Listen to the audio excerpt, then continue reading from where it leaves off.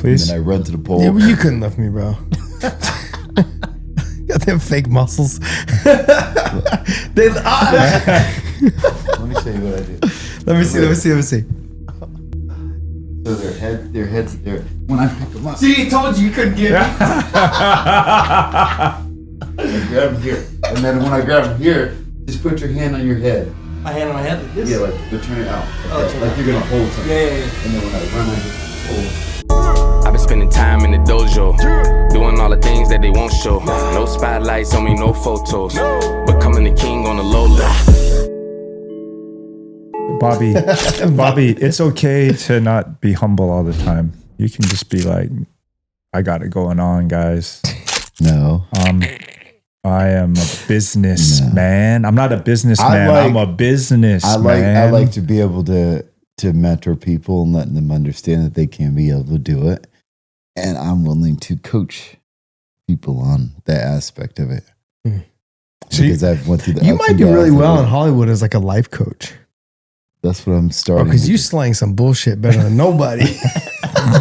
Ow. You started it in the last show. what kind of bullshit? I had to come back at you. No. no. Bobby's the real deal, though. Oh, yeah. Come on, bro. You don't get like that without being the real deal. It's 62, 63. Lucas, you believe that? He's like 62 or 63 years. Look at him. Good, Look at the way he built. 62 years old. He looks good. You 63 this year? Yeah. 63. 63. Oh, 63 this year. Yeah. Look at him, man. Yeah. Josh is 24. Josh is 24. He just looks like he's 40. As long as I act like Hey, I'm 12, it man, doesn't we matter. were just We're good. talking the other day. Still Remember young. all these grays coming I in? know. Bro. Bobby, let me see how many grades you got. Oh, Oh, Bobby's. Bobby.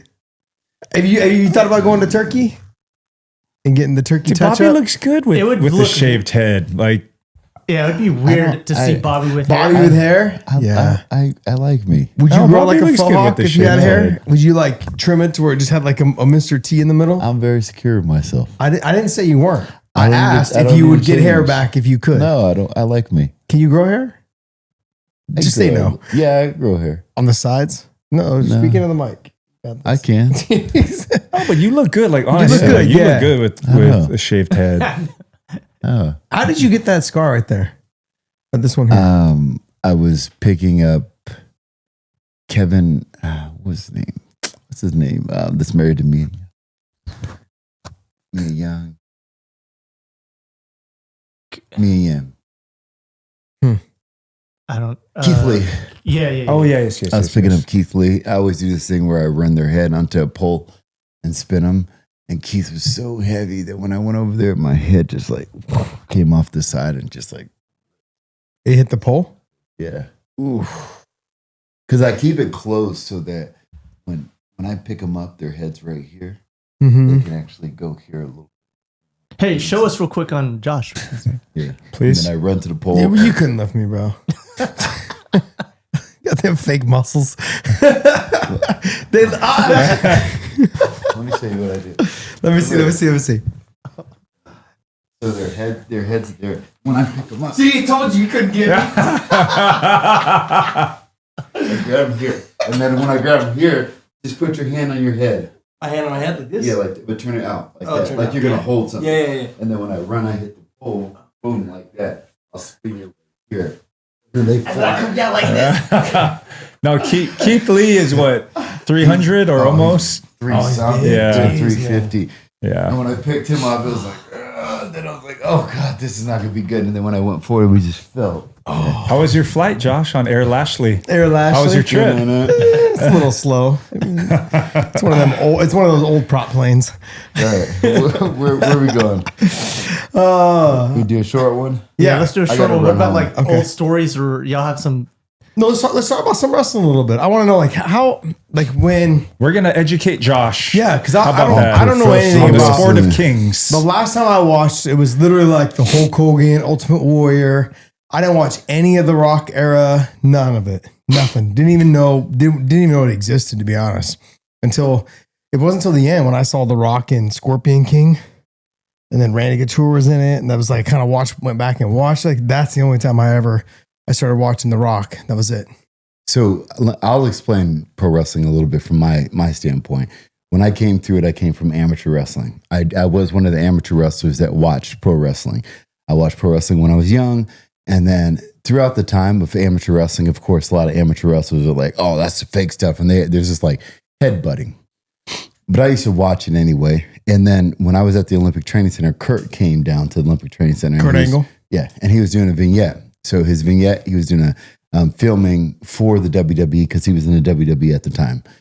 And when Kurt saw me, he was like, hey, he pulled me up aside. He said, man, you got a good look. You got a good build. You ever think about going into pro wrestling? And I knew Kurt. And I knew Kurt because when I was in high school, I had a VHS tape of Kurt wrestling Sylvester Turkey. It was like a match that I used to watch some of the guys that were, just tape study of some of the greats. And Kurt won nationals in college, went on to win the Olympics. So I was watching Kurt in college and I was watching Kurt in the Olympics. And then when he went to pro wrestling, I was watching him in pro wrestling. So I knew Kurt the whole time. And when Kurt came to me, Kurt was like, what year is this? This was like 2002 or 2003. 2003. And that's when Kurt was telling me, he was just like, he said, you know what? He said, if you accomplish what you accomplished in wrestling, in football, basketball, baseball, any one of those, you would be making millions in the pros. He said, professional wrestling is almost like, it's our pro sport. And I was like, okay, I kind of understand that to a certain extent, even though it's not just amateur wrestling, but he said, but it is. He said, how we work, how we train, how we learn, and how we implement what we learn is pro wrestling. He said, so just take your same knowledge here and take your same energy and efforts here and you put it in pro wrestling, you can have a free future in it. That's what he was telling me at the time. So I was like, okay, that's I understand. Everything happened. I ended up getting into pro wrestling. And the one thing I learned, I was working with like Booker T. I was working with like Fit Finley. I was working with all these, like Undertaker was teaching me. Eddie Guerrero was there. So many guys were there when I came in and they started explaining wrestling to me. And at first it was just kicking and punching and it was like, boom, this move and that move. And then we started really getting into it more. And especially with WWE, what they think of is like little stories. So the cool thing about it for me is like to be able to put these stories together. Okay. So me and you get in a fight. And what's supposed to happen is you catch me with an arm bar. So of course it's like a slip on a banana or something like that, a poke in the eye. But we have to tell this story and we have to come up with an ending. Okay. You and Rich get in a fight. What happens at the end of it is Rich catches you with a right hand, puts you to sleep. Okay. And that's what most wrestlers think. They're like, I don't want to lose. But in this case, you lose. I don't care how you do it, okay. but let's figure out how we do it. And then you think, okay, right off the bat, the crowd looks at it this way. And I got to be able to tell this story throughout it with ending up with him knocking me out. So at the end, we sit and we talk about, okay, we work backwards. So, okay, how is he going to knock you out? Maybe it's like you're in an arm bar, he slips out, boom, comes down and hits you. That's how we're going to finish. Now let's lead. And then let's put the story until then. So that's what I really fell in love with because every match, it's a different competitor and it's a different scenario. It's a different time and it's a different story. So like we have a match tomorrow for the tag team titles. So what's that story look like? These are two young guys. There's one guy super strong. I've been seeing all this stuff. They got that Samoan background. So they have all the Samoan stuff. So we like to hurt people, but these guys are very rough. We have this much time to be able to tell this story. And what do you want to do with this story? Well, these guys are young. The crowd's behind them. So we don't want to bury them because we're not just going to walk through them. There's a lot of different stories in there. So now we put together a plan to be able to tell that story to the crowd. And that's what I loved from it.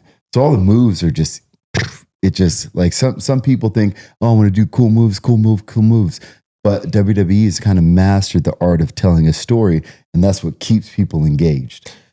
Have you guys ever put together something in your mind as a story and then gotten halfway through it and realized that the fans and the crowd and the people have like totally made it something that you didn't expect it to be? And then how do you make that adjustment on the fly? Like, can you give me an example if you have one? There's been several times of this, like good guy and bad guy. Sometimes guys are good guy. Like when I came back into WWE, they were like, okay, when I was in WWE, when I first came in, I was good guy, babyface. Everybody went, I'm blasting through people. Times changed. And times, when I say times changed, when I first started wrestling, the tough guy works hard and everything like that, that's what people cheered for. Times changed now. We're in the TikTok dance pop. They like the goofy guy. They like people that are like the underdogs. They like the sympathetic kind of guys a little So bit. I'd be a star now then. In this new era, No, I'd you be a would star. definitely you would be a heel just because of your mouth. Yeah. Oh. You'd be a heel in both eras just because of your mouth and your attitude. But so I was a good guy all the way the first time. When I came back, You think I could be a manager? Like one of the managers in the, like just, what was the guy that had the microphone? all of them. Was it Jimmy Hart? Mouth of Oh, the South. The mouth of the Jimmy South. Hart. I could be the mouth of the South, the new version. wouldn't People need a would megaphone. definitely hate you. Yeah, I'll be okay. I'll be okay. It would be genuine, right, Bobby? Yes. It would be a genuine Well, that's hate. what works best for Yeah. you. Yeah. I wouldn't have to act. Yeah, yes. It would just be. Yeah. So for me, when we had that change, I was good. I came back to wrestling, and it was good guy. And then I kept going to Vince. I was like, Vince, you got to turn me. I said, look, I've been a bad guy because when I left WWE, I went to Impact TNA, and I was a heel there. And man, that was probably one of my best times of just coming out of my shell and just being that character. And everybody wants to be a bad guy. It's but more not fun everybody being a can be bad it. guy, right? Everybody wants to because like the bad guy is cool. I can do cool stuff and tell the crowd like whatever. So everybody likes being it. But for me, I was like, I think it works for me. And Vince was like, no. And then we go to Chicago. Now Chicago is like a hardcore wrestling crowd. And I'm having a match against Kevin Owens. Kevin Owens came from that crowd, this generation crowd, where it's like Kevin fits all that demographics of like the Ring of Honor crowd, the let's get behind him. He's a hard worker. He's not the guy that's in the gym all the time. He's not that guy. He's the guy that we want to get behind. So I was like, Vince, let me turn here. And he goes, we started the match. In the middle of that match, I turned on Kevin. I went through and I took his leg out. And the whole crowd was like, what? Because they thought I was just going to be this big baby face because that's how I was being pushed when I got back in. When I switched then, the whole crowd was like, holy shit. But they were like, we like that because that's what we want out of you. And I think for me, my character works best for wrestling because you have to get sympathy on the good guy. And there's not a lot of wrestlers now that can put me down where it looks like I'm in sympathy. It's because didn't Roman Reigns go through this thing where like they kept trying to make him the good guy, and no one was biting on it. He just didn't have the look of a good guy. Well, they loved him, but when you start getting to the point where, he's too good looking, he has too much money, think of society, the way society is right now. If you're doing really well, they hate you. Everything is wrestling. Everything is wrestling. Pro wrestling is life. It's the same. Yes. That's how society has changed. Before you would cheer the person that was self-made, that made it to a really high level, that's doing this, doing that, because that's the person that you wanted to work to be. Now it's like if somebody's doing real well for themselves, the wealthiest man, or different things like that, people will hate you because of where you're at. That's how wrestling is. That's how the wrestling crowd is. So I was like, I'm perfect for it because I'm not like the partier, like the party character. I'm the guy that wakes up in the morning. I'm the guy that works hard. I'm the guy that went to college and served in the military. I'm like all these good things. So I'm a heel. I'm a bad guy. What a fun job, huh, Josh? But I mean, yeah. If I can get honest, you give me a microphone, it's the best bro. thing that you can do. I'm in on it. That sounds like fun, man. And a lot of the MMA guys, they started when they got into it because they did a role where we were doing MMA versus like TNA back in the day, and it was great. Dan Lambert came down from America Top Team. He's like the biggest wrestling fan, and he's great on the microphone. He is fantastic. He's a great guy. He's probably one of the best on the microphone the wrestling business has. Like Dan's good. Dan's a good guy too. Yeah. Good at heart. Like you can see, like I've seen him at events where his guys have lost. I mean, he's got a lot of world champions that come out of American Top Team, but I've seen where his guys have lost, and I've seen him sitting cage side for 20 minutes after the fight was done by himself in an empty arena, just like with his hands in his head, like, damn, I can't believe my guy lost. Like, because that's how much he cares about his fighters. He cares about all of He's such a great guy, man. Love him. Yeah, I've known Dan throughout my whole career. He's basically negotiated most of my fights. When I got back into AEW, I went through Dan. Me and him went up to Tony and met Tony and put together a contract. We've done wrestling together. I knew Dan was a big fan of wrestling, so that was like a big reason why I wanted to get him into that angle, because we started out that angle with Eric Bischoff and Hogan, and it was me and Dan sitting in the office talking to them. And when we first came in there, I was just like going through it and getting everything set up, and then I realized, I was like, wait a minute, Dan's like a big fan of wrestling. I forgot about this, but we're sitting there with Hogan and Bischoff, and we were just having a conversation about me pulling out and doing some fighting over wrestling. Why? Maybe I know both of you guys will have this answer, but why, when Hogan had the black beard and what was that all about? Sometimes when characters turn bad guy, they change image. That was Hollywood Hogan. Yeah, that was his heel turn. But that was him turning into a bad guy. But was there a reason why he had to? You know what? Black in wrestling, every time somebody turns heel, they start wearing black. Yeah.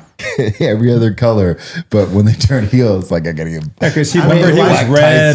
Pro wrestling is life, right? He was red and yellow, these bright colors, right? And high energy, and then he.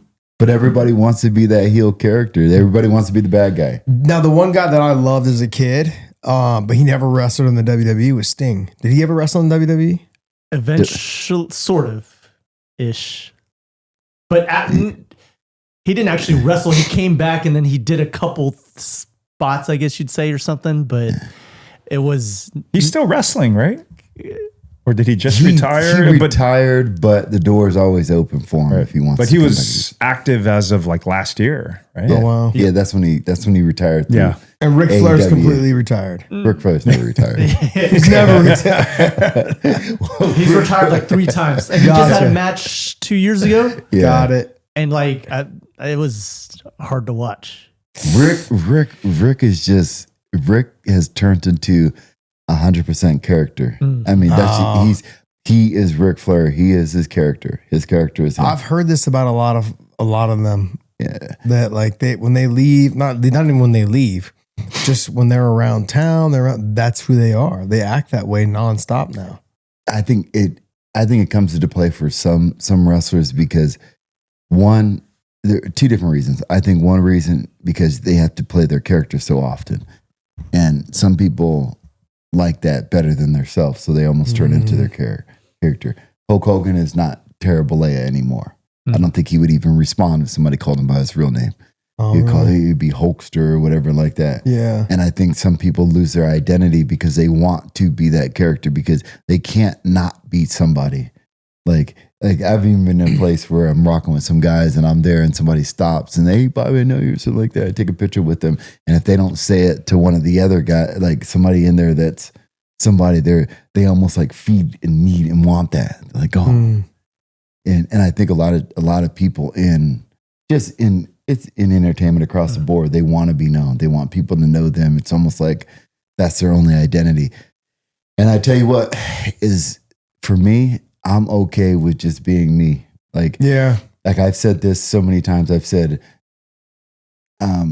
like right now, a lot of people are hustling to be seen. I'm hustling to disappear. I'm okay with, like, when I leave wrestling, I'm okay with just being Miles' dad, Naomi's dad, Kyra's dad. I'm okay with just being me. I really don't need it. I really don't need it. And I think some people have a hard time with disconnecting. And yes, I will like to do stuff if I can do other things like a film, acting, different things like that. Sure, I'd love to do it. And it's for that, not to feed my ego or anything like that. I really don't need the only reason why I did a couple movies, and the only reason why I did them was just strictly to get experience. Yeah. It was just awesome to be on set and just go through the routine and see what actors go through. They were all like, people say B level, I say D level, but it was like one of those. It was cool. It was good to get the experience. Let me ask you, because I know you're really into it. Yeah. I was really into it, like when I was a kid. Because it was on Saturday nights at midnight. I had to stay awake. I remember it was supposed to be King Kong Bundy and Hulk Hogan, and I freaking fell asleep. The commercial before it came on, I fell asleep. I was so disappointed, man. I cried in the morning the next day. But what were like your matches that you really remember thinking, this is what got you? Mania 3, Hogan Giant, for sure. I mean, I remember watching that as a kid, and it just completely blew my mind, and just was a fan ever since. And then I was a big, actually there was a moment where I stopped and then I jumped back in with the kids. Yeah. Something we can enjoy together and share. But there was a moment where I just stopped watching. Maybe like Attitude Era. Yeah. Just kind of. What's Attitude Era? Stone Cold area. Oh, okay. I mean, it was still huge then. Yeah. And I look back on it now and I'm like, I kind of missed out on some stuff because obviously Stone Cold's one of the GOATs, right? Yeah. He's arguably one of the greatest, the most popular of all time, right? But I don't know, just life, whatever, just got to an age where I outgrew it, I guess, for a moment. But then I came back to it and me and Interesting. Ollie and I are. So it's not too late. I can jump in on it. It's never too late. if you go to one, like I've had a lot of people, a lot of friends of mine, I give them tickets to the show. They go sit up front row and they're like, this was crazy. And then they become fans. Yeah. A lot of people do. Wrestling fans are the best fans because and the worst. But like everybody talks trash to each other all the time. But Have you never been to Philadelphia for an Eagles game? Because they're pretty much the worst. Oh, Yeah, but that's also we had WrestleMania in Philadelphia. Yeah. So now you have all the Philadelphia people and the They'll never wrestling like fans you. mixed Philly together. fans will never like you if you root for another team. Let me, perhaps this might, because obviously you are a very big MMA fan still, right? With the media, with the podcast going, and you're a media member. So you watch all the fights, you got to know who everyone is. But something I found fascinating was the relationship between pro wrestling and MMA. I mean, they're related. They're like cousins, I would say. And I'll take it back to a place where they really blend it, and that's Japan.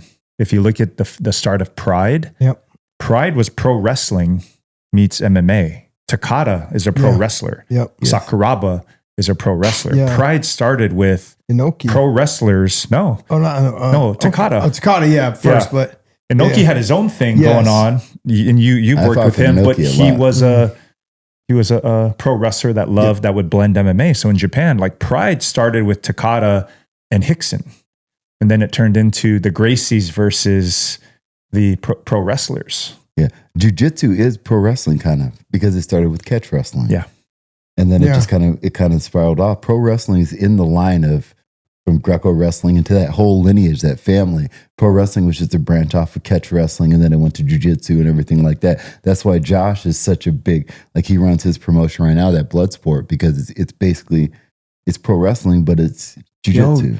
Did you see his next event? It's big time. It's really cool. Someone just sent me the poster. Yeah, he's big into it, right? Like he's because he did catch wrestling, but he was also in Japan and plus fought in Japan. Like he's got a big and that's how he talks is his lineage of catch wrestling. Catch wrestling is pro wrestling. Catch wrestling is jiu-jitsu. Interesting. It's all in that same lineage. He's got Shinya on his next, bringing him over to do pro wrestling. Because again, in Japan, it's a very common thing to cross over. Over here, it's frowned upon, right? Yeah. But over there, it's way more acceptable and people get more excited about it than over here. I think they just have a better understanding and appreciation for it. It's just different. But yeah, Josh says you should look up his next event. It's stacked. I'll take a look at it. Yeah. It's almost like if you think about it this way, if I told you to do just a spar, but I want you to do like an outcome spar, like just like flow roll, but I want you to go into and then finish off with something. And then they just take that off and they move it more and they move it more and then they put entertainment behind it and then it goes more and more and then it turns into pro wrestling, or it goes like more on the competitive side and it turns into jiu-jitsu. The thing with pro wrestling, I told the story several times before, and what really got me with pro wrestling was when I first started, I went to, we were in Spain, just in city in Spain. I think I may have told the story before, but walking down the street after working out in just a city in Spain. And me being new to pro wrestling, I haven't traveled as much. I lived in Germany for a while, but this is me as an adult traveling, and WWE's taking me all around the world. 30 countries my first year. And I went to Spain, and I was just walking down the street, coming back from a gym, had tank top on. I'm just walking there with my bag, and a lady and her kid is walking by. The kid was probably like 5-6 years old, little tiny kid. And we're walking, and then as we're walking, the lady just like stops. And the kid stops, and the lady like her son, he just stops dead in his tracks as I'm coming, and he's just looking up at me, and I'm looking down at him. And then I look at the mom, and then the kid just walks over and just grabs my leg and just like squeezes my leg, and he's hugging it, and he just has his head on my leg like that. And I'm looking at the mom like, I don't know who this kid is. I don't know what your kid's doing. This is a little awkward. And then she just like looks, and he's just like he starts just crying, and he's saying something to his mom, and he's saying it in Spanish, and the mom's like looking down at him, trying to talk to him. And then she just looks up at me, and she goes, he said, "You're a superhero." Oh. And I was like, holy shit. I was like, and that point in that time, and it just changed everything for me in pro wrestling, because I was like, that's what's happening. Like everybody has like a little pro wrestling story, like, yo, King Kong Bundy, and they have all these different names. I put myself in that category. I'm having people come to me now that were, when they were 5, 6, 7 years old, when I started wrestling, they were like, I had posters of you all over my wall. Like I had grown men crying. I had some guy cry 2 days ago. He just came over to me, and he was just so overwhelmed. And he was just telling me about when he was growing up as a kid, I was somebody that he had on his wall. He was like, "You're big." He was like, "I started doing push-ups, and I went to the gym because I saw you." And I was like, man, we really have an impact on people's life. And that's what it is. We're kind of like superheroes. We're playing this superhero game. We're putting it on TV, and kids are watching it. So we're having a huge effect on people's life. And from that point on, it changed wrestling for me. And that's all. I always say this has nothing to do with the kicks and punches. Nothing. Interesting. Some of the greatest wrestlers out here don't have a big repertoire of moves. If I tell everybody, what do you know about The Rock? They'll say the eyebrow raise, or they'll say heel throws it, or can you smell? Yeah. Or John Cena, they'll automatically go this, but they won't tell me 3 moves that he does. But they'll do this. Or if I say Ric Flair, what does everybody do? Woo! Like it's those things. It's not the kicks and punches. No, nobody knows the moves. It's not even about that. Jake the Snake. Oh, he has a snake. He does a boom, a honky tonk, shake, rattle, and roll. There's different moves like that, and that's what wrestling's about. It's about characters, and characters are for kids.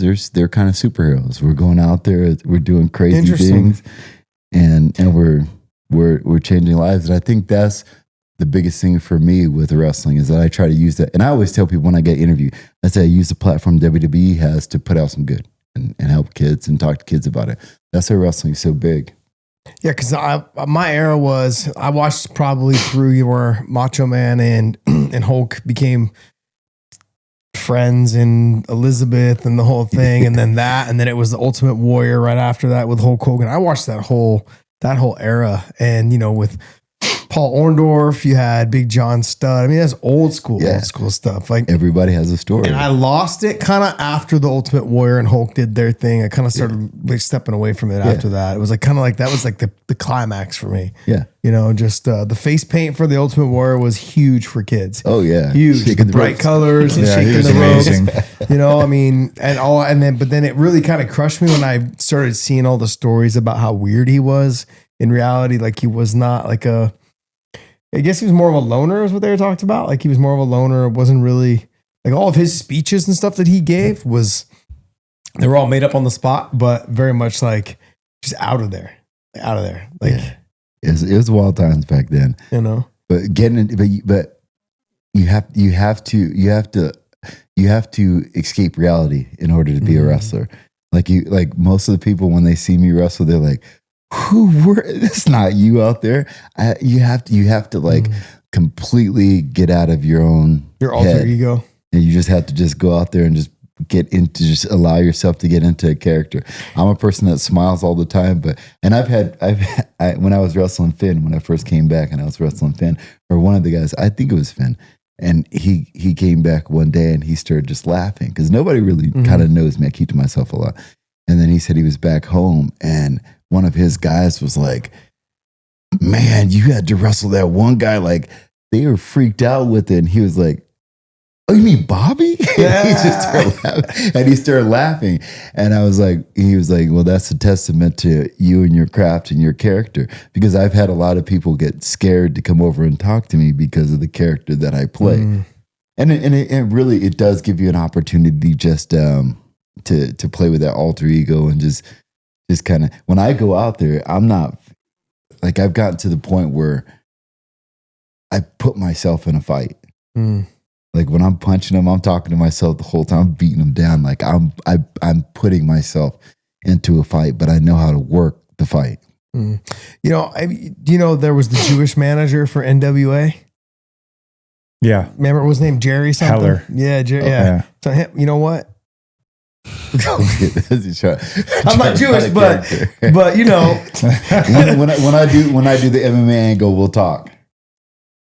You'll be great at it. Oh yeah. Like Logan Paul kind of stole the gimmick that a lot of MMA fighters can use, sliding in there, spinning around one punch, and then sliding out. But I'm not a big guy, so I don't have. It doesn't matter. Yeah, I'm not. I mean, it doesn't matter. Your character is an MMA fighter. Telling you, man. They show you one. Well, you'd have to do a head kick. For sure. You'd have to You learn can how just to run work the a head highlight kick. reels of me and Nate Diaz. Bobby. I mean, that's be what it is. careful with this one. I know it's dangerous. Do we need Josh getting a little bit of heat? I don't know, man. I'll tell you. Look, Just like this. every one. I tell you, one person that turned into a character because of it, and some people say it was bad. It could be bad. It could be good. It was Kobe. Oh, Covington. this guy. Yeah. You know why? Is because Kobe didn't turn into that character until he did the pro wrestling stint with us. Oh, really? Yeah. Before that, Kobe was like he was like a 12-fight win streak or something like that, and he wasn't getting anything. But at the time at ATT, they had like 5 guys at 170 in his weight class that were at the gym, ranked above him, so he wasn't getting any fights. And one of the guys when we ran that stint, one of the guys backstage started writing promos for him and having him do that stuff. As corny as they were, he was doing it. And the first fight that he got was the Damian Maia fight. And he went out there, and then they kept writing for him, and he was talking all that trash, and it was almost like put him with Damian Maia to shut him up, because as you know, they do that all the time. And then he smashes Damian Maia, so they ran with it. And then Kobe kind of took that persona and kept going with it. But I guarantee, because Kobe was quiet before. Yeah, he was. He was very quiet. Just like Chael. Chael said the same thing with Chael. They have to, but and then some people try to do it like little Triple C trying to do it, and everybody's like, yeah, no, you don't need it. It's hard to pull off. It ain't he easy. Stay as a baby face. He's okay. Everybody wants to be Conor McGregor. You got to have baby faces. You got to have heels. And even in fighting, I don't care what anybody says. I'll say it over and over again. In order to have a star, you got to have an antagonist. You got to have a bad guy. You can't do it. In MMA, if you think about it, there's some great fighters, but if you don't have somebody to make them a great fighter, then they can't. Like, look, Mighty Mouse, he never had that heel to push him to that next level. He's too nice of a guy, though. That's why you need a heel. Yeah. He didn't have a heel. That wasn't just that, but I mean, he didn't have any competition either, so that doesn't help as well. Well, competition, but it's good to have a heel. You need a nemesis. A rival. Look, that's what happened to Khabib. That's how he got it. Conor. Yeah. If he didn't have Conor, he would have just been a great fighter. He would have his pay would have been very good, everything like that.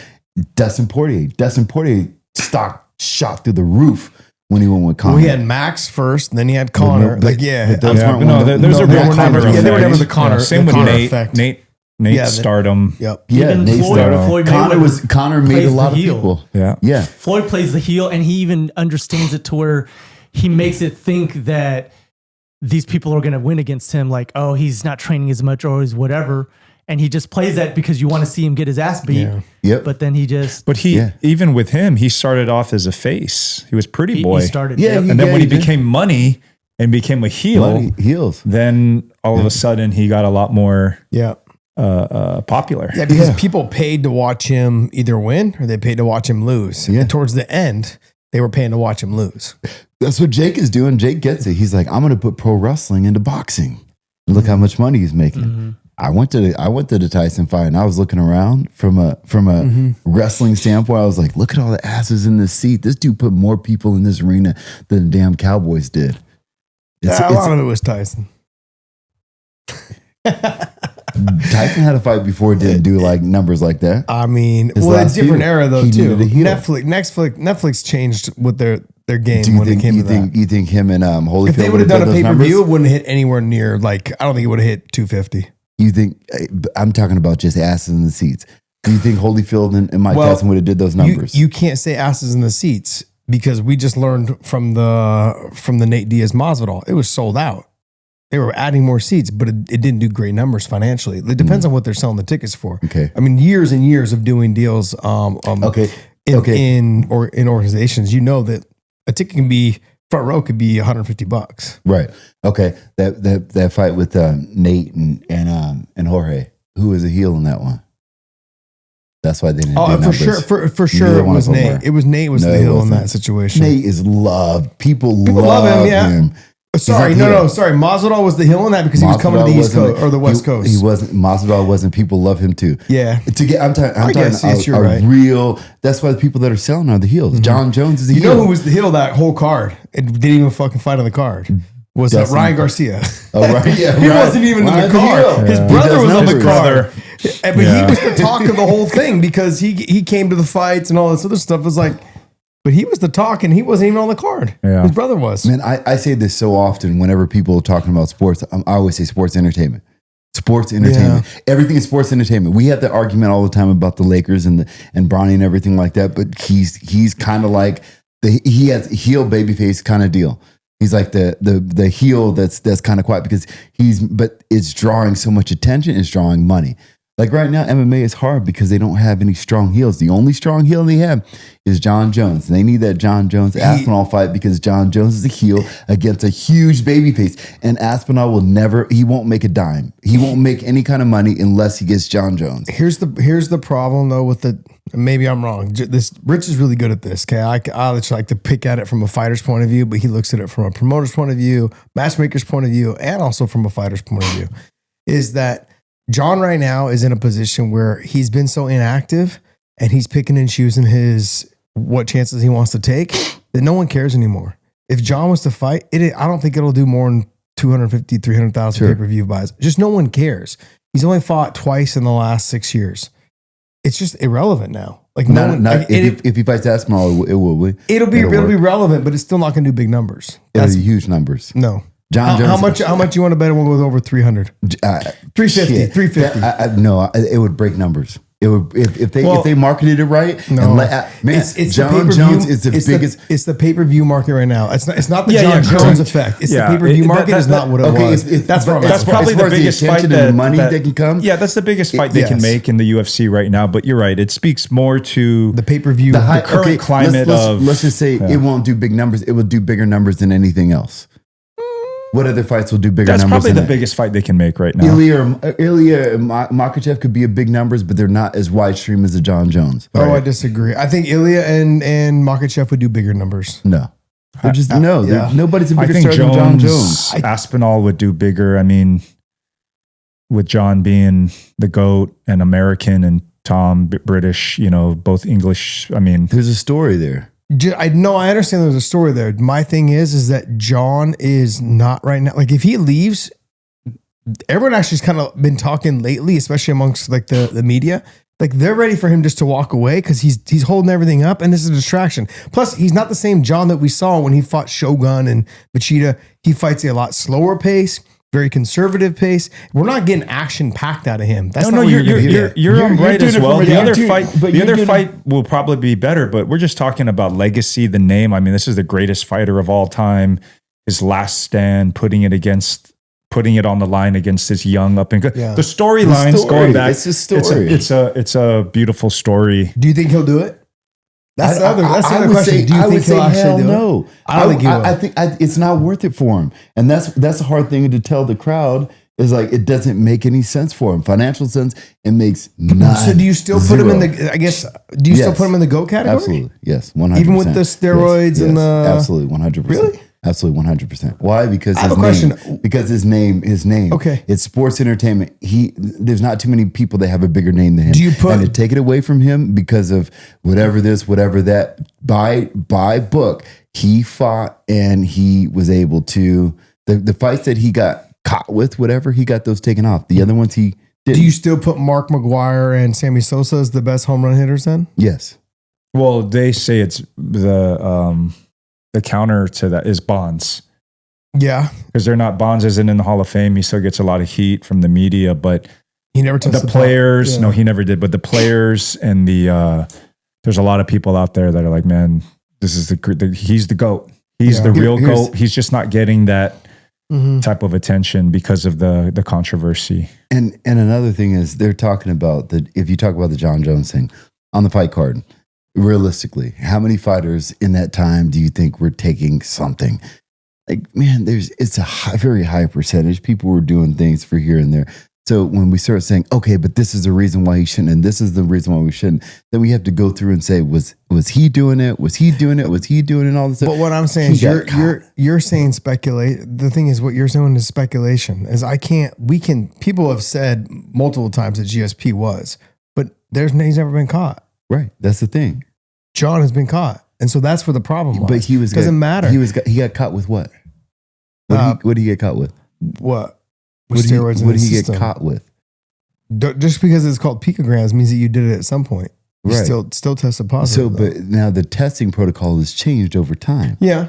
So whether like for testing back, there's all kinds of different. I arguments. understand. I get your argument. Yeah. And I understand. Look, for me, honestly, like with the home run thing, right? With the baseball, did it make your eyesight better and your ability to hit the damn ball any better? Right. Like maybe you weren't getting it out of the park, but whatever, you still need to be able to hit that 100-mile-an-hour fastball. Yeah, look, the same can be said for fighting, though. Steroids don't make you highly and skilled. that's what my point was. My point was like, no matter what, John still had to be able to go out He's there and not get Brock it done. Lesnar that was just trying to bulldoze through guys. Yeah. I mean, he could submit you, right?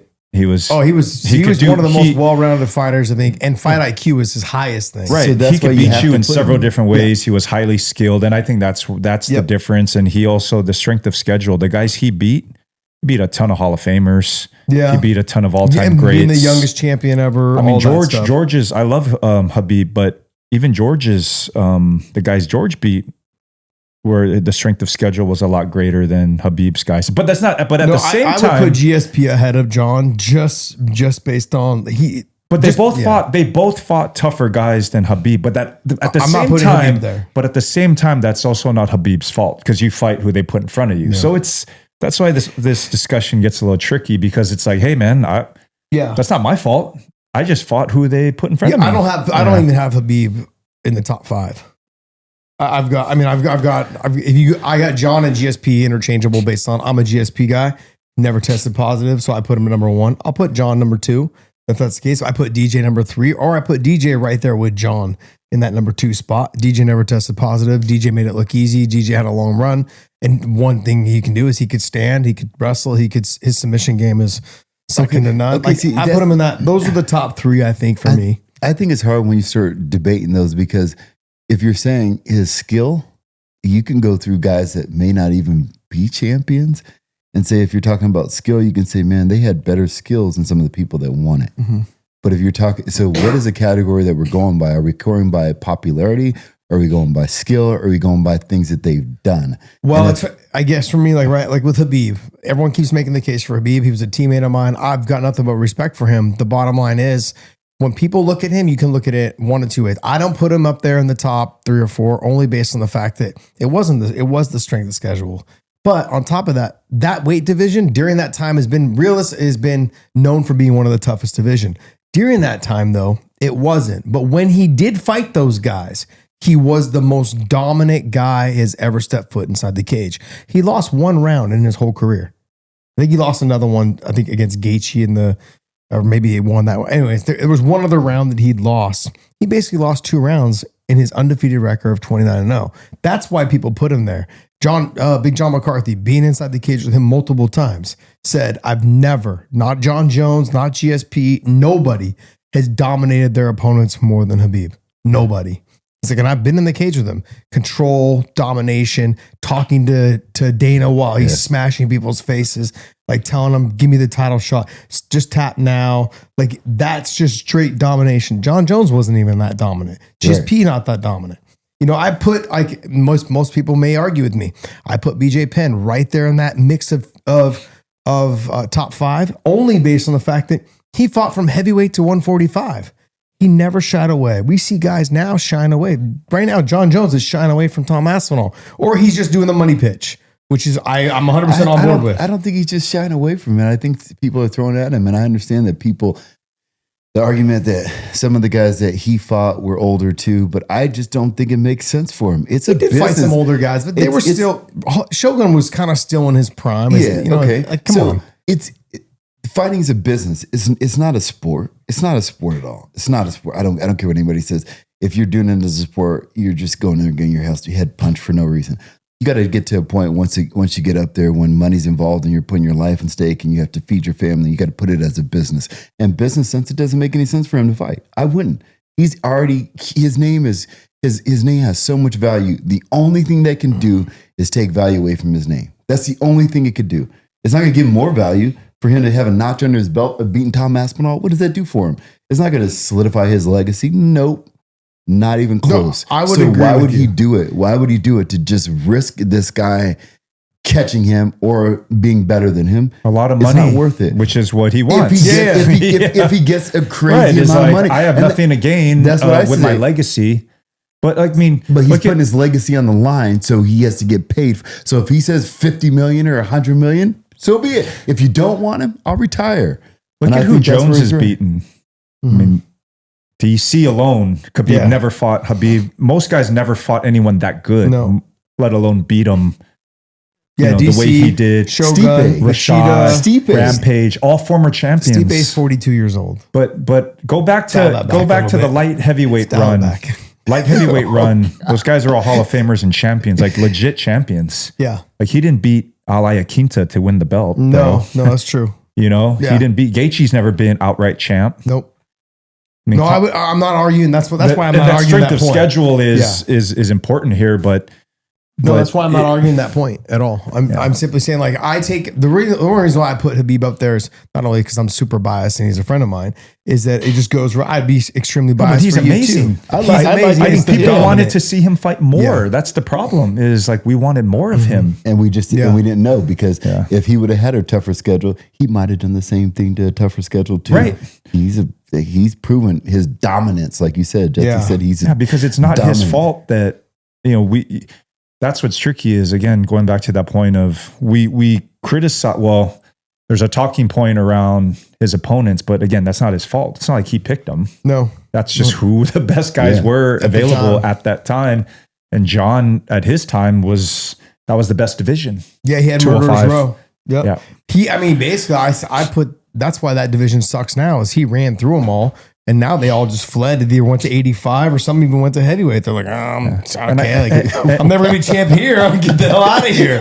And I think that Where else that can I reign, go? because as you guys can speak to this, man, when you're on top, it's hard to stay on top, right? Yeah. So for him to be on top, of course he's gonna have an off night, and that was against Gus. Reyes, Right, Gus was the first one. Yeah, Gus. But then what did he do to Gus? yeah, the second time. In the rematch. So he's like, man, I wasn't taking it seriously. I was at this high. I mean, he hasn't lost No. in Yeah, ever either. and I mean, and his I've heard- one loss is it's a controversial. it's a DQ where he didn't lose. Yeah, They're saying he used an illegal technique that which is now a legal technique. right. So they're trying to get it overturned, but he wasn't beaten, right? Like no man ever. I guess you could argue. Some people think Reyes beat him, and even the other Brazilian. So I thought Gus beat him the first time. I didn't think Reyes won. I thought it was a close fight. I didn't think Reyes won. I think it was a close fight. Santos also had a close it fight was with a him close as well. one. Yeah. Santos blew out both his knees in the fight and still had a close fight. But that to me is really just a lack of motivation. Sure. I think towards the end, you defended your title 13, 14 times. You're like, okay, I've kind of done what I can in this. Habib too. was always focused because Yeah. he doesn't. He doesn't get distracted. No, there's no distraction. Drugs, partying, women, though. And it's hard. It's hard with John because once you get up there, UFC champ, you get tons of money. And you never had that money before. Like Connor said it best, it's hard to get up and train when you're sleeping in silk sheets. So, I mean, I get it where he's coming from. Like when John was going through it, they knew. If you're talking about just how tough and how good people are, look at him, man. You know that he wasn't training hard. Yeah, most of the Connor was time. out there in silk sheets and red panties. Yeah. He was You were hard to get up and go train with your thumb riding up. I also think like everything we're talking about has a lot of crossover and relevance to like just average, like outside of the world of sport, just like how you live life, Yeah. right? Because you could be on top of your game as like the best sales guy or, whatever, right? I think these things all factor in. It's like there'll be moments in your life where you are going to do really well at your job and get the promotion, make a lot of money. And it's holding on to that, not getting too sloppy, overconfident, or not like you still got to stay sharp. So I think, There's an old saying, Yeah. if you're a car salesman, that you can take the owner's hat from the dealership and go shit in it and put it in the middle of the street, and he wouldn't do anything to you because you're the number one salesperson. Until you're not. Until you're not. Until you're not. And then you got to figure it out. Like just being able to get the work done. But I guess I just wanted to pick your brain on the pro wrestling side because, like I said, I haven't watched since I was young, and I know you're really into it now, back into it. Maybe I got to just sit down and start watching. It is. It's something, man. I talk to some of my friends about different things that they do, and sometimes you need some kind of hobby. You need something that you get into, something you're passionate about. People are passionate about all kinds of different things, and in the wrestling fans, they are hardcore. Like wrestling fans come and tell me stuff about myself and matches that I've had that I don't even remember. These wrestling fans are super passionate, and I have to just take into consideration. If there's that many people there, then we have something. It's just like NASCAR. I don't understand NASCAR, but NASCAR has the largest fan base in any other. Yes, it is. Yeah. So you got to understand. Let me explain NASCAR to you. I can't. They go left for a long time. Tell them tell someone to turn right. Say, dude, just turn right. Man. Like, what does he do? The best part of NASCAR, because we went to a few when I was at Bellator. We got a really cool opportunity to work with Monster Energy and put on fights before races. So this threw me right into NASCAR culture, and I learned a lot about just how crazy and big it is. Yeah. It's all about the party, and the best part of the race is the beginning and the end. But everything in the middle, you're just like, all right, let's go do something, and then we'll come back. But it's crazy how big it is because it's this big party culture around it. You know, people just setting up, bringing their RVs and campers, trailers, whatever, and just coming in and hanging out, posting up for like the whole week and just tailgating. That's what makes it great. Is it's a whole week situation. It's very similar to like Coachella. Like you show up the week before and you're getting situated. You guys are all partying, pre-partying, whatever, pre-gaming for it. And then you go to the event and you watch like the band that you want to watch or the person you want to watch. And then you would basically go back and start partying. And you come back and watch another person you want to watch. For, like you said, the beginning is the best part. Unless you've got like pit passes where you're walking around, you can walk around and go to like the pits and sit up on the thing and talk, and listen and hear what they're saying. And then you come back down and you go to another driver's, setup and you can listen to them talk and you come back down and you just wait around for the end. Yeah. To see who wins, when it gets close and there's more wrecks. Yeah, it was great. We got a chance to go to all the major, like we went to Talladega, Charlotte, what's that one in Tennessee, Bristol, Florida. Like it was really fun. Phoenix. I did Phoenix a couple times. I enjoyed being the only Asian guy there at every one of those events. Like no joke. It is cool going to those different things just to see what the cults are about, and not even the cults. It's not a bad thing. Like I said, I think it's important to find something that you enjoy doing. I went to the rodeo last weekend. I put my cowboy boots on, my cowboy hat on. I went to the rodeo and had a good time. I got tickets at the last minute. They just no invite. Next time I will. And then like I said though, I'm not going. I just want to be in Bobby. Just know that I'm don't worry, going. you actually won't have to hang out with them. Just courtesy invite. But one time he's gonna say yes, and I'm not gonna have the ticket for you. And like, damn, what do we do? You're actually gonna have to hang out with them, right? What's worse? I'll figure it out. But when I got back, when we got home from the rodeo, my son turns on the Masters, and I was like, "What is the Masters?" He was like, and he knew everything about the Masters, but the Masters too. It has huge this last weekend, man. And then what's the other one down in Phoenix? The something open is waste management. Waste management. Yeah. So there's all these different. Like I almost like it. Like I almost get to the point where I just want to go to all of them. Like just go see how the waste management is a huge deal. You should get hooked up with Ryan Bader because him and his family always have like some sort of setup there. Oh yeah, and it's a huge deal. It's a good time. It's a huge deal. Yeah, and then what's it called? Dan Henderson does his pig roast. Every year, and it's awesome. That's in San Diego area and Temecula area. Yeah, it's a really nice golf course. He does a pig roast, and like everyone gets together and drinks and has a great time. But he roasts a pig. Huge. It's like it's a charity event. So another write off for you if you want to go. Well, that's one thing that I wanted to do is I wanted to be able to go and experience some of these things because I've never been to a concert. Well, our last show we talked about like what spending money and time on yourself. These are something like these are events that are You know, like for me, like I've never been to Arrowhead Stadium. I'm a huge Chiefs fan, been a Chiefs fan since I was Christian Okoye, Nigerian Nightmare, Derek Thomas, like Marcus Allen, Joe Montana. Like we had them all.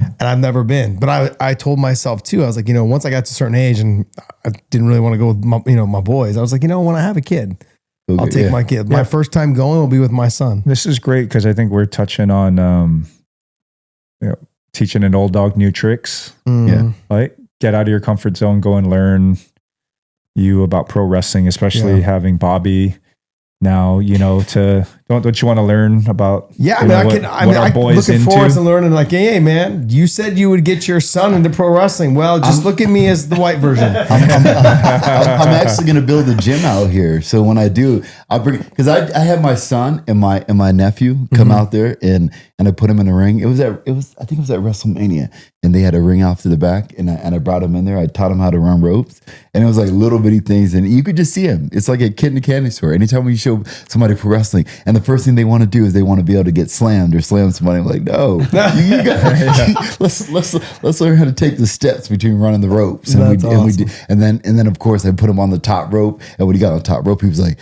oh my God, I can't believe it's like that up here. I was like, yes, that's why I don't go up there. I let other people do it. What are you talking about? But just those those different things like that, I think it's important, and to try something new like NASCAR. And a friend of mine, like I work out all the time, and I always do like the Arnold, really? I do the Arnold Olympia and all those different things like that. And I was very anti bodybuilding. Like I was like, I'm not a bodybuilder. But when I started when I started doing those, I started meeting the bodybuilders, and they really started breaking down what they do and how challenging it is. And I had a newfound respect for them. And I was like, okay, this is like, thank you for curing my ignorance of your sport, because obviously there's a huge following, but I didn't look at it through that perspective. And now I do. I'm like, damn, okay. Now I watch and I keep up with some of these guys. I'm like, all right, this is cool. Like how they're doing their poses, how they go into the diets, and what they have to do in order to get their bodies to a certain level. And I have appreciation for people that are trying to give this God-given, you know, our body and taking it to the extreme, seeing how far you can push it. That's why I like being around people that are excelling at different things, whether it's fighting, whether it's bodybuilding, whether it's pro wrestling, whether it's running, whether it's anything. I just enjoy being around these people because they're taking something that they naturally have and seeing how far they can take it. And I think that's just amazing. I lift too, Bobby, by the way. Just so you know. What are you doing over there? I lift too. We all know why Bobby doesn't jump off the top turnbuckle. Because if you break a hip at his age, it's a wrap, son. It's a wrap. It's over. He started it. It's over. All right, guys. Hey, this was just something we just had a little fun with, and talking about pro wrestling, talking about the sport in general, and learning new things. This is definitely something. I'm gonna get more into wrestling. Yes. Yeah, I'm gonna kind of. And what are you gonna do? What are you gonna do? He's gonna learn about pro wrestling. What do you want to learn about that you haven't done, haven't tried? I want you to teach me more about what did we talk about last time that you kind of got me curious? We were getting into like crypto and some of your oil and gas investments. Like, I'd probably stay away from the stock market right now, just for a little bit. No, I would jump into it. Really? Yeah. I mean, it's back up now. I think to 41 today.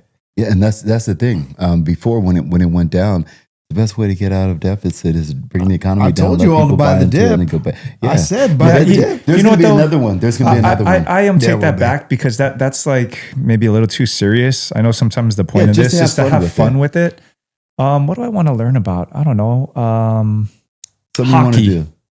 Go to a hockey game. Yes. I want to learn more about hockey. I know some, but I would like to learn more. Dallas is the number 2 seed right now. Have you been to a hockey game? Yeah. Okay. I've been to a few and met a couple of players, and I know I respect the how hard it is to play. Yeah. But I would like to learn more, and a lot of that came around all the hype around OV breaking the record. But I think it's important for us to I think it just keeps us sharp too, having to learn, being curious and putting ourselves in a position to learn. Have you been to Sharks games, right? Oh yeah. We've gone with the boys. Okay, the Sharks game, but then have you been to a Dallas Stars game? Not yet. Okay. But we remember when we went to watch them skate. Oh no, we went to watch the Blackhawks skate. No, your boy. no, it was the Capitals. Or the We went to Caps. watch Yeah. So the You're Caps were there. So my buddy works for the Caps. He's their team manager or whatever. So we went to go watch their practice before they played that night. But if you go to the Dallas Stars game, it's like a completely different atmosphere than the San Jose Sharks. The Dallas Stars, they've got cheerleaders. It's like a nightclub. They've got like the laser green lights. It's a full experience. My son went to the Sharks game and he loved it. It was nice. He liked it. But sometimes, he's like, okay, by the third, he's like, okay, let's go. He was fine with it. The Dallas game, he's like, it was a school night. We went and he's like, I don't want to leave. He's like, no, I'm good. Like, let's stay. They were winning like 5-2 or something like that. But he was like, I was like, son, it's 10 o'clock at night. We got to get you home. You have school tomorrow. He's like, it's an hour drive. But I was like, but it was an experience. I've never seen cheerleaders at a hockey game. They have a full setup. They're dancing. They're doing their thing. You think they get cold? I mean, if they're dancing hard enough, probably not. My wife actually danced for Allen Americans. So like it's not the Stars, it's the one right. Oh, they're and I know because I used to dance. I know the girl that staffs the teams for them and then the Cowboys. Wait, did you say you used to dance? I don't believe you. Come here. Nuh-uh. Take the headset off. That was a long No. Oh. Bobby had to prove the some splits. videos back there. Bobby had to prove the splits. Yes. You've got to prove the dance. We got to wrap this up. You've got to prove the dance. Wait. This whole time, Bobby that's proved like that he could lift me the show before. Okay, you've got to prove the dance now. One of these times We'll have a special episode where it's just Peter. It'll be the Dad Dojo talent show. Yes. That's it. All right, guys. Well, hey, we had a little fun with this episode and try something different, try something new, and get out there. Try it, whether by yourself or with your family, whatever it is, but just do something you wouldn't normally do. I've convinced Bobby to start doing road trips with his kids, and he absolutely loves it. I love it. Bobby's now just convinced me to start working towards being his manager in the AEW, and Rich is going to get into hockey, which I've been a huge fan of hockey for years, so I'm looking forward to it. Maybe we can start going to some more games together with the families. So try something new.